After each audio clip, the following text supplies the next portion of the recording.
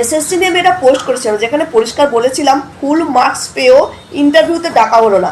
সেখানে একজন চটিচাটা এসে কমেন্ট করছে, তাহলে অন্য রাজ্য থেকে পরীক্ষা দিতে কেন এসছিল? ভাই আগে শিক্ষিত হ, অশিক্ষিত বলেই না চটি চাটিস? হ্যাঁ, ফুল মার্কস পেয়েছে ফ্রেশার্স বাচ্চা, সে ডাক পাচ্ছে না।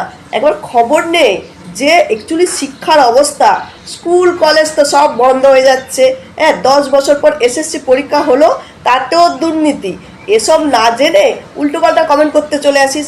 নিজেদের বাড়ির ছেলে মেয়েদেরকে তো শিক্ষিত করিসনি, নিজেও তো একটা মূর্খ গান্ডু বলেই যাচ্ছে, তাই তো চটি চাটিস। কি অবস্থা শিক্ষার সেটা দেখ। আগে শিক্ষা অবস্থা কেমন ছিল ভাব, যে পাড়ার ছেলে বা পাড়ার মেয়েটা পড়াশোনায় ভালো, হঠাৎ করে শুনলাম সে শিক্ষকতার চাকরি পেয়ে গেছে।